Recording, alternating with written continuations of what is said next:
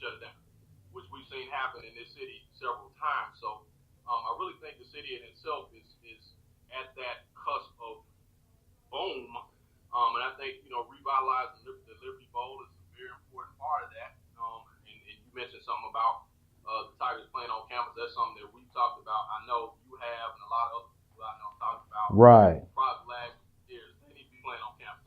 You know what I'm saying? Right. And that's just from a standpoint of, if you look at Duke, if you look at a lot of different schools, they all play on campus, and it helps to kind of build the push behind, of course, fanship and the cityship. You know what I'm saying? It's just that connectivity part as far as your local college sport, like playing on campus, is really, really big. So I just hope that the money that's put into that facility, that area, actually brings a benefit, in the next 10, 15 years. You know what I mean? Right. That's just my take. I just want to see something good come out of it. Not just to say, hey, we did this, and the next thing we know, we're in the red, and everybody's like, oh, well, maybe we need to sell it and whatever. I just really want to see it grow and grow. Yeah. You touched on several points, man, Sam. And for those that are listening on the podcast, I've got my brother Sam Upshaw here on Facebook Live version of the podcast. So, Sam, as someone, my background, I grew up in the Orange Mound area. I grew up, close to Sims and Spotswood. And so, for me, I echo those same sentiments. And I've never seen a plan that's really at least attempt to even tie in to Orange Mound. I've always seen it as, and again, I played sports, so I can see the vitality and the benefit of trying to make it a sports complex. But I was really hoping, man, it would be a little more holistic than that it wouldn't just have a tie-in for sports, but it would be a really engaging that multi-purpose kind of look. When you look at what the Kroc Center provides and that kind of thing, where it's kind of open to various demographics. I like to see things not just with sports, but with history and with arts and with other culture. You know what I mean? Not just local to Memphis and then even outside of Memphis, but it's got to be culturalized and not just solely focused on sports. Right. We're totally agreed. And Orange Mound culture and history. Right. It really does. It has to pay tribute to that in order for it to really serve the greater purpose. You know what I mean? Just because that's Orange Mound. Right. Orange Mound has really played a significant part in the city as a whole. And I think this is the best and brightest opportunity to pay homage to one of the most important communities, not in just Memphis, but the entire United States. Right. You know what I'm saying? Yeah. That was black community in the country, basically. Right. So we need to make sure we pay tribute to that. Every other city does it, so we got to do it too. Right. You know what I mean? No, I agree with you, man. I've been saying that for some time, and for them to even consider tying in the old Melrose building, the old Melrose High School building over on Dallas, which has been an eyesore, man, for decades. I mean, essentially, you and I's whole life, that building has been, just set there, just kind of rotted and just kind of, open wound. And I agree with you that it's essentially Orange Mound. I even said that when I was at the University of Memphis. Man, University of Memphis is pretty much in the mound, man. You know what I mean? It's pretty much mound. And what was funny was, when I was growing up, where I lived, they reported it different. They might say if some kids jog through that area, they say that's the University of Memphis area. If someone gets stabbed in the area, it's Orange Mound. You know what I mean? You know what I mean? And that's how they did it. That's how they would treat it, man. And I do that, man, ever since, man, I could walk. I would ask that question. I'd be like, well, why is it Orange Mound when something bad happened? And then when something good happens, it's the University of Memphis area all of a sudden. So, yeah. So, I mean, that was always the thing, man. But I agree with you that tying in the culture of an area is really something that we should really look to set precedents on when we have this rich kind of culture. And you talk about the fairgrounds and it touches, because you go across the street, you got Cooper Young, and you're in the Midtown. You take a rock and throw it the other way, you hitting somebody in Orange Mound. North Memphis starts a few miles north of there, and then you got a little ways before you get to South Memphis. But you got South Parkway right there. You hit that going west, and you heading to South Memphis. So I agree with you, man. It's that hodgepodge area that we should really cultivate and make it a central ground. You know what I mean, for culture, and then not just culture, but you touched on something else, Sam, which is the entrepreneurship business community and how local business can be a part of it. So it's not just, and I know Midtowners are always going to be sensitive of the corporations coming in and chains and all that kind of thing. But it also can't just be, just your large popular local businesses. People like yourself and some others should also have the opportunity to benefit in some ways from the investment in this area. Right, exactly.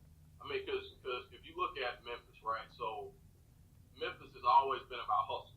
Right, no doubt. Always. Like everybody's got to hustle. Like it doesn't matter what it is, whether it's legal or illegal. Somebody's hustling something, selling something, right. trying to find something, right. whatever it is. Like G-League team being the Memphis Hustle, they got the perfect name. Right, perfect name. It's about hustle, and when you talk about hustle, you have to hustle is entrepreneurship. I mean, it's taking your own idea, vision, plan, goal, and putting it in front of people, saying, "Hey, I got this. You need to have it." Right. So the self gift that we have here, the ability to communicate to all walks of life has to be celebrated. So if you look at that and you apply to, you apply to this city, and you apply to Orange Mound, you apply to North Memphis, South Memphis, Westwood, whatever, we all have that mentality. So you have to look at entrepreneurship. You have to look at the mom and pop situation. You have to look at the small business owner for ideas on how to tie in that, because economically we know Main Street is really where it's popping. Like Wall Street is kind of a forgotten area of excellence, if we can put it like that. Right. And I say that because when all else fails, you can go out and hustle for yourself when you can't go get a job. Right. You know what I'm saying? Right. When nobody's hired, you go cut grass, chop wood, break leaves, clean windows, whatever it is.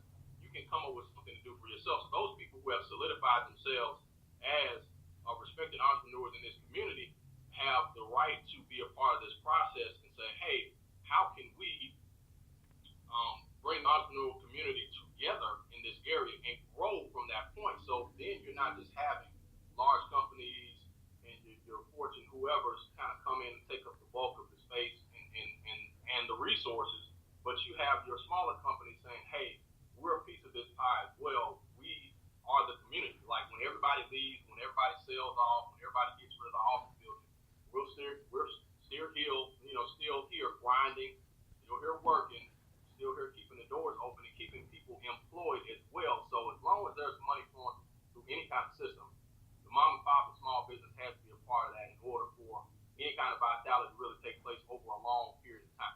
Yeah, no, I agree with that, Sam. So, from your perspective, how do we engage that, from whether it's a micro or macro level as these conversations are being had? And I understand that they have these, and I'm going to have Paul Young join next week. So I'll actually be present with him and be able to ask some of these questions. But I know they have these town halls and things like that. And sometimes they're announced, sometimes they're not. But I guess my question for you, brother, is how do we engage the entire population of Memphis, not just any one particular segment, into that cultural infusion?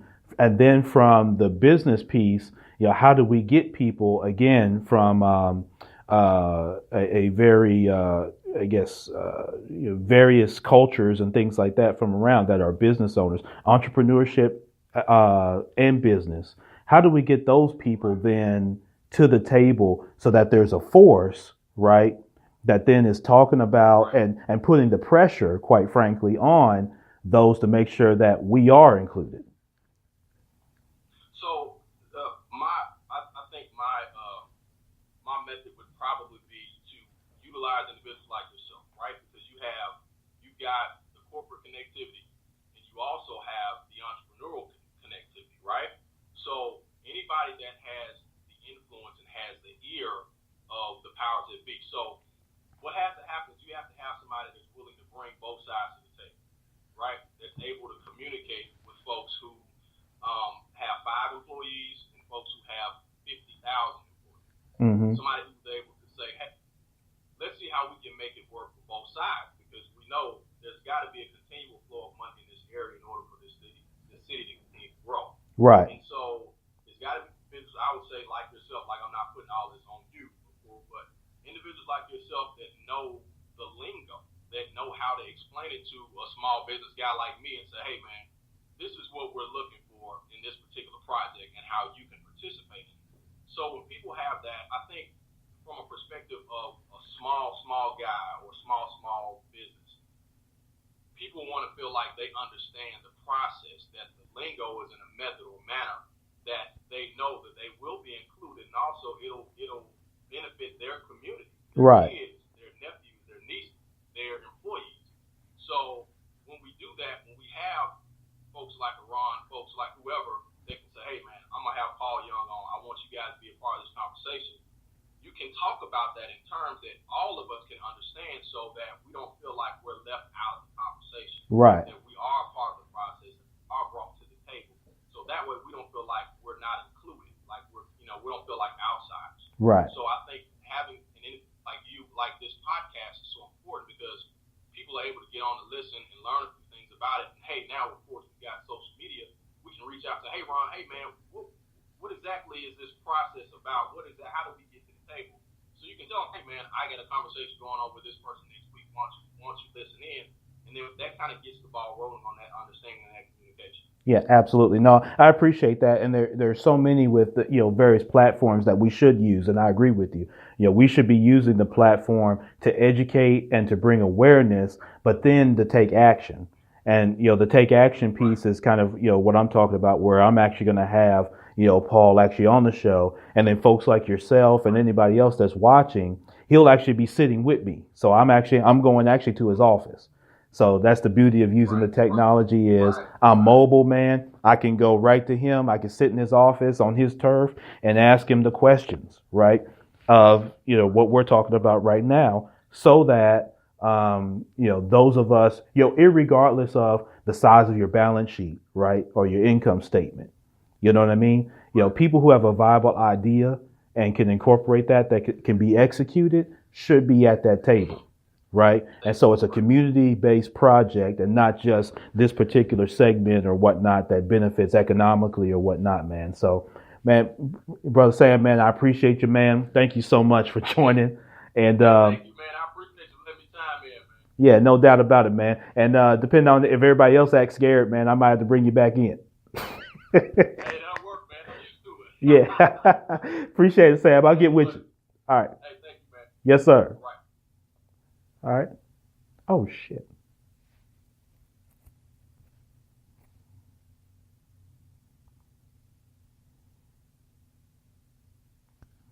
I ended my Facebook Live video, but I didn't mean to end the actual video. So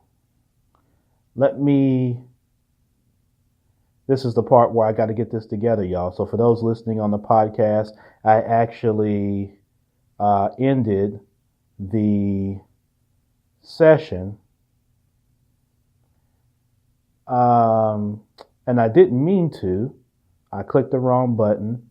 And so that's what I did. And I did, like I said, I didn't mean to do that, but nonetheless. So you heard from my brother Sam Upshaw. While I get this back up, you heard from him in terms of,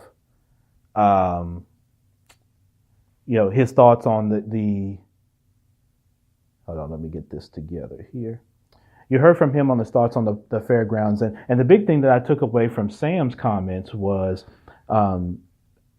the connectivity to Orange Mound. And, I was mentioning this, and Sam added strong content to that in terms of, how we actually achieve that and the importance of achieving that. And so it's really crucial that, we have that in terms of with Orange Mound, because essentially the fairgrounds is in Orange Mound. If you just look at it geographically. And for those that aren't in Memphis, Orange Mound is a historically African American or black community that was established in the late 1800s as one of the first communities in the United States of America. It kind of tied in with Harlem, New York. One of the first communities that allowed black home ownership. So if you could think of what the country looked like during the times of, you know, coming out of slavery and prior to Jim Crow laws and things like that, that's kind of what you had. You know what I mean? And so it's it is critical then at that point that we recognize that community for its rich culture and its rich history. And it's shameful at times when communities such as that, because they may be a little bit more economically depressed, that they then don't have a seat at the table, per se. And that's extremely unfortunate. And so what I hope is that that doesn't end up being the case. And so, as Sam mentioned, people like myself should be able to participate at that point. But make sure that you share your thoughts on this. I'm interested, for some of you that may not be on the Facebook Live, that you also have your voice heard in this. You may not care one way or the other if you're not from Memphis or whatnot. But you may not care one way or the other. Let's just put it right that. So either way, whether you care or you don't care, or maybe you've got some friends and family here in Memphis and you do care, let's just make sure that we're all participating. Okay. So I'm gonna get my audience back here on the Facebook Live, because like a dodo bird, I canceled it out. So anyway, for those on Facebook Live, I'm back.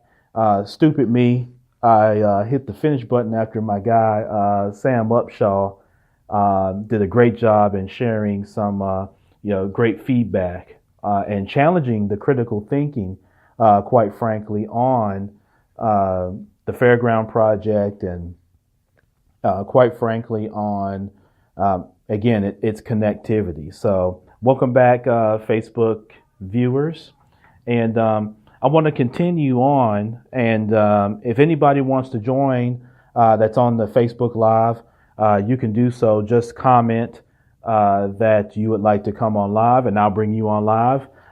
It'll split screen it with me on whatever device that you're on, whether your phone, your tablet, or the webcam on your computer, and you can join. You can also visit ireallymeanitpodcast.com, ireallymeanitpodcast.com, and that's where you can listen to current and past episodes and get other relevant content from a business standpoint, from a pop culture standpoint, from a sports content, whatever it is, that all relates back to the positives of Memphis. So hopefully I can get my audience back here on the Facebook Live. But one other thing with the Fairgrounds Project is the fact that they were cutting some of the parking. And, I was able to read per the commercial appeal and the Tri-State Defender that not only was there some renovations set aside for the Liberty Bowl, but roughly about 2,200 parking spaces were going to go away. They're going to build then a 500 space parking garage. So parking's already a nightmare for either Tigers games, and then certainly for things like the Southern Heritage Classic that goes on typically in September, where there's a lot of strain in that small area for parking. I think what they're going to try to rely on is things like Uber and Lyft and taxis and things like that and shuttles to move people around. And then I also think they're going to, just try to have parking at a little bit more of a premium in the area. And that's kind of part of the whole idea behind that complete renovation. And if you think about that, there's some really good bonuses for that when you start talking about reducing the number of parking spaces, which is hopefully going to reduce the number of cars just kind of congested in the area. So from an environmental standpoint, I do agree with that. I'm interested in the plan, however, when it comes to taking away 2,200 parking spaces and replacing it with a parking garage.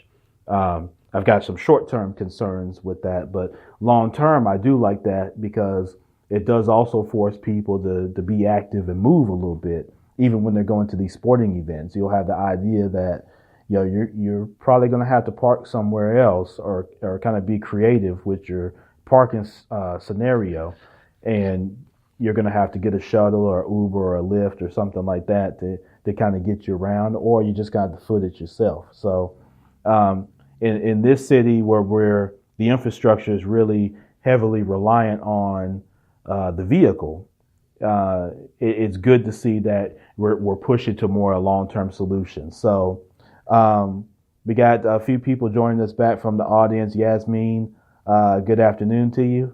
We a few others that have commented or sent some likes already. So I apologize, y'all. After Sam gave that content, I hit the finish button like a dodo, which I didn't need to do. So I ended up cutting off my own damn Facebook Live as the audience was coming in. So thank you guys for returning back. So if you want to join on the podcast, hey, Leslie, good afternoon to you. If you want to join on the podcast and talk about the fairgrounds scenario, you can comment and say that you want to join, and I can invite you on, and you can join with me and the audience, and you can share your thoughts and your opinions on the fairground project. As I mentioned earlier, there is a lot of interest in that project because of the geography in which the fairgrounds sit. And you heard Sam talk a lot about its connectivity to Orange Mound, which, again, as I've stated, I've got an affinity for the Orange Mound area from my youth and growing up. But I did agree with Sam that it is uber critical that not just Orange Mound, but Orange Mound becomes then a catalyst for the exposure of culture and the sharing of culture, not in the sense of economic growth, for any particular one area, but for a knowledge and education base. And so people in Memphis and people around the world who visit Memphis should be able to come to this area and get an understanding of the Orange Mound culture, North Memphis culture, South Memphis culture, Midtown culture, East Memphis culture, whatever it is. And then go beyond Memphis and the culture of people, because Memphis is ever growing as a diverse area, and diverse not just in appearance, but even people who look alike, who have different upbringings or different views of the world. And that gets us from being so homogenous as a community. So, I'm all a proponent for that. And Orange Mound, if that is the catalyst for instilling this culture into this area because of its close proximity, I'm all for that. And, my commitment to this audience is that I'm going to do what I can and whatever's in, the little bit of power that I got to create this kind of platform for us to get the exposure. And for those who weren't listening earlier, I will have Paul Young, who is the Housing and Community Development Director for the city of Memphis, good brother, good friend of mine. I'll actually be doing the podcast from his office on next Friday. And I want y'all to join in because you'll be able to join in and actually have a conversation. He's going to be sitting right here. I'm going to be in his office downtown. And we're going to talk about this particular subject and then any other subjects that are projects that he's got working, and challenging the critical thinking on how are these projects inclusive to the entire community and not just any one community, not just real estate developers, not just big box retail, not just, this particular company or this particular contractor, but how are contractors, whether, women-owned firms, whether they're, firms from other cultures and creeds and races, how are they able to participate at a significant level? And then, as Sam and I discussed, how are people like you and I able to have our businesses be a part of this? And again, everything's not about chasing the dollar piece of it, because I know a lot of times when we hear this $160 million interjection, we start getting dollar signs in our mind and we start thinking materialistically as to how can I get my business there to get a check. And yes, if you're in business to grow your wallet share and support yourself financially, I get that. But this is a legacy opportunity. And for those of you that know me, you know my hashtag, legacy living. So this is a legacy opportunity for us to instill our businesses into this area and be able to grow a pie for a lot of people. Looks like a bunch of people are joining. Erling, Renika, JP, thank y'all for joining back. Leslie, how are you doing?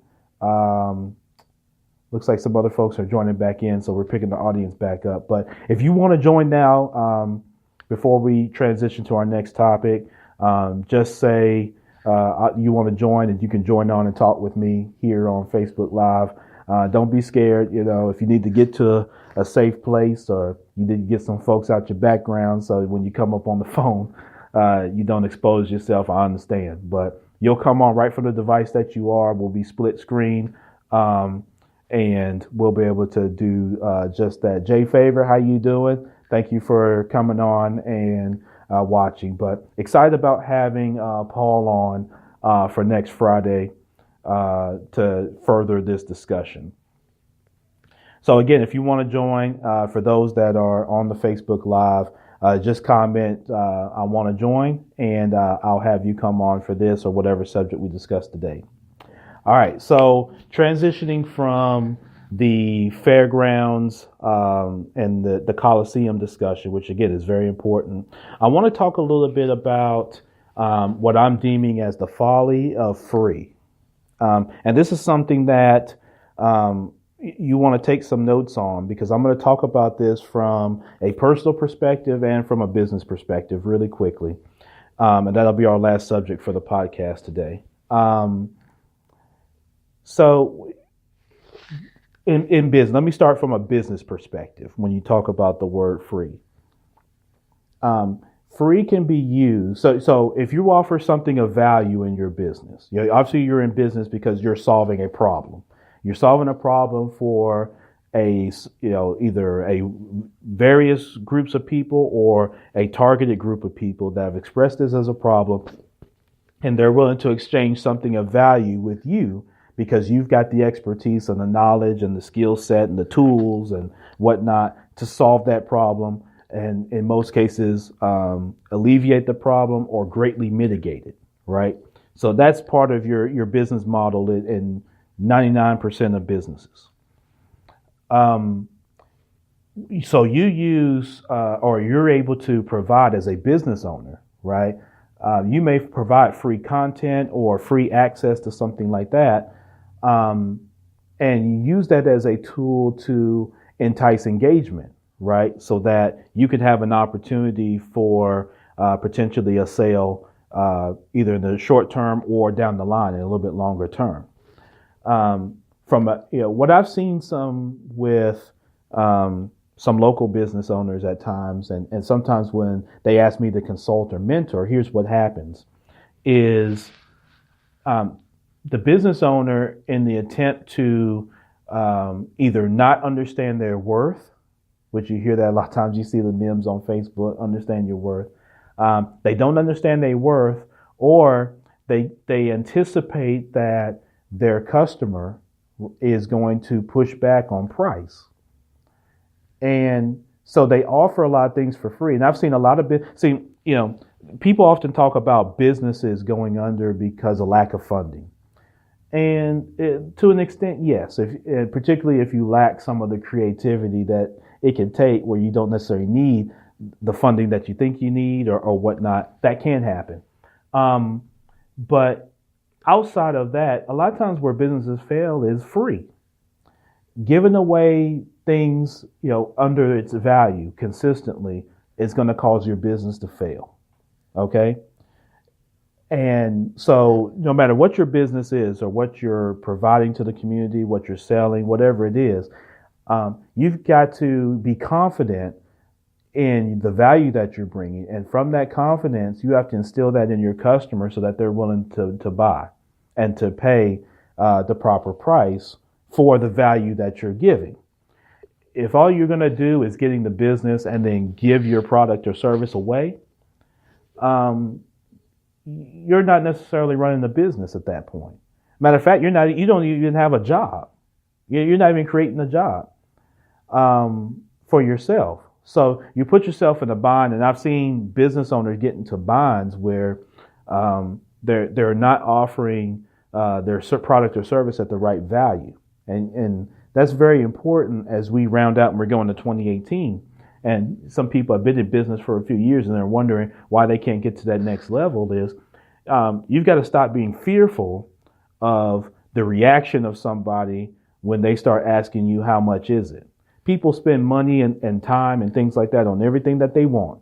Hey, Rashonda. Hey, Christine. How you doing? People spend their money on what they want, right? So it is uber critical that you don't offer everything for free, and that's from a business perspective. If people don't value what you bring to the table, they're not going to be a good customer for you. People who don't understand your value, they're the ones that are going to call you at 9 and 10 o'clock with a problem. They're the ones that are always going to be threatening. Nothing's ever right. They got a problem with this. They got a problem with that.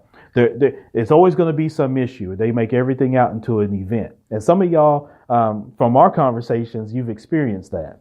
And some of you that are listening on the podcast, you may have experienced that. Some of the worst customers you're going to have are going to be the people that don't understand the value. And it could be that their problem that you're solving isn't big enough for them. They haven't experienced it to the degree yet that pricks the side. And many of you that I've talked to or coached or mentored, whatnot, because I had a mentor share with me, people tend to buy when they get that little prick, in the side, right? When you ask the question of what's the impact of something, that's what makes them think. Who else is relying on them? What's the impact if you don't do it? And when you make people think about that, that helps them, move forward into a close a business situation. But don't offer for free, and don't do these heavy tail discounts on everything all the time either.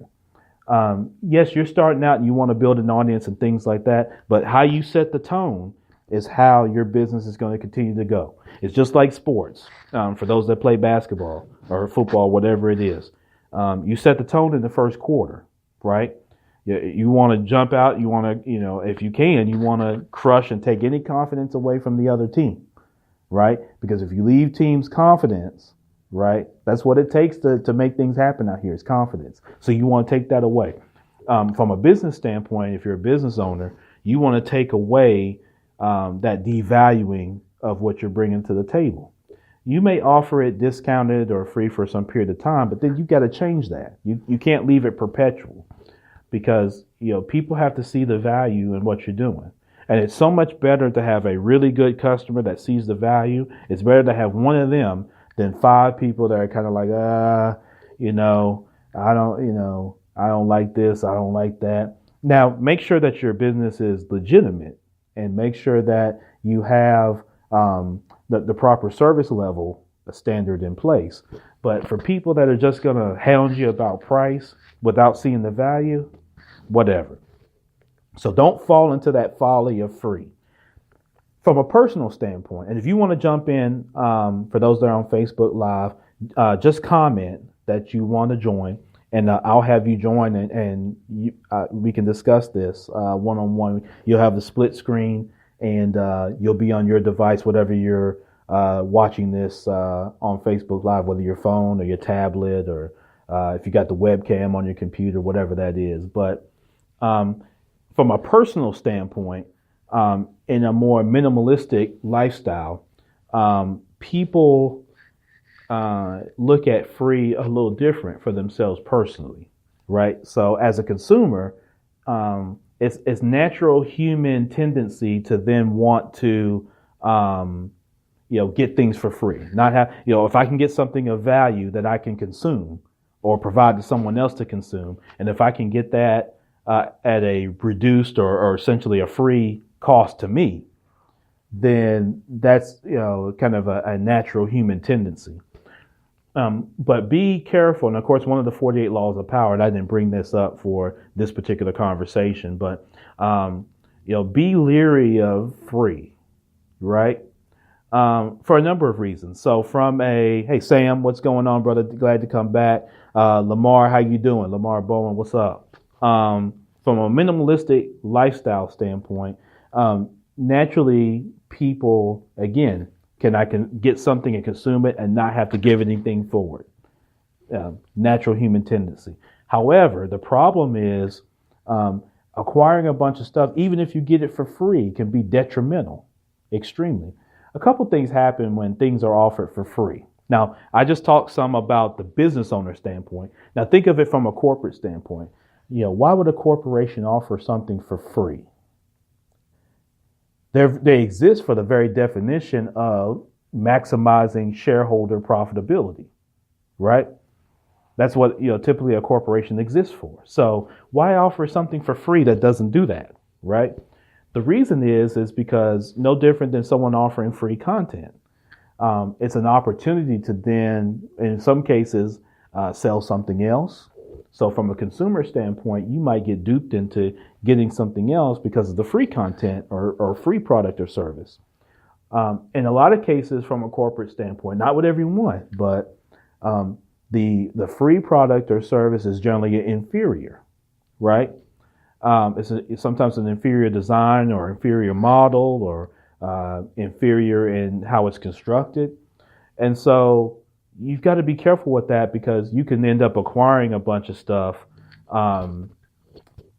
just unnecessarily. It just, kind of clutter your life, clutter your house, all this kind of thing. So be careful of that, falling into that folly for free, because think of the psyche of a human being. And I talked about this for the business owner. If you pay someone, their asking price for something, right? They're more apt to make the investment of the time to see it from a service standpoint with you. So I'm talking about you as an individual, as a consumer. Hey, Dr. Katrina, how you doing? So watch out for that, from an individual standpoint, that you don't get caught up into this acquisition of trying to, get everything for free, because it can really kind of set you back, man. When you invest in something, again, the individual then, whether it's the business owner, corporation, or whatever, they're more apt, doesn't guarantee it, but they're more apt to then make that investment back into you, because guess what? Not only they want you to buy again, they want you to tell 10 other people. So they want to make sure your experience is good. If they're just giving it away, a lot of times you could either be set up or, you could be put in a tough situation. So despise that. And matter of fact, the 48 laws spoke about despise the free lunch, right? Despise that free lunch, because you never know what's on the other side of that. And I've seen that. I've seen some people get into tough situations as an owner by, again, giving their stuff away, or, consumers who are always looking to maximize their situation, but get caught up in a bad spot. So, definitely don't do that. Again, if you want to join and talk some about this, if you've had an experience with a customer that's, seems to always want everything from you from free, and you want to vent on it, just comment that you want to join, and you can join in right now for those that are on Facebook Live. If you're a business owner, if you had experience with someone that's always wanting free, if you're a consumer and you're trying to figure out how to determine whether something should be good to receive free, and that sounds crazy, but RGB, everybody wanted everything for free. Yeah, but again, like I said, you got to be careful. So if you want to discuss this subject, put join in right now and on Facebook Live, and you can discuss it. So anybody that wants to join in and have a conversation with me, you can do that right now. For those that are listening on the podcast, you can go to ireallymeanitpodcast.com, ireallymeanitpodcast.com, and you can see and listen to recordings of not just this particular show, but past shows as well. You can get on our email distribution list. You can see other relevant content and things like that. You can check us out on Instagram, right here on Facebook, and also on Twitter for the show. So if nothing else, if nobody wants to join in and have a conversation, thank you to the guest that I did have, my brother Sam Upshaw. Make sure that you're connected with him on Facebook. Definitely someone who's been making moves in this city for some time, and one of the leaders in this community, as many of you are. Thank you. I'm RGB. This is the I Really Mean It Show podcast. I thank you so much for joining here in the midday. And man, everybody, y'all have a great weekend, and we'll see you on the other side. Peace.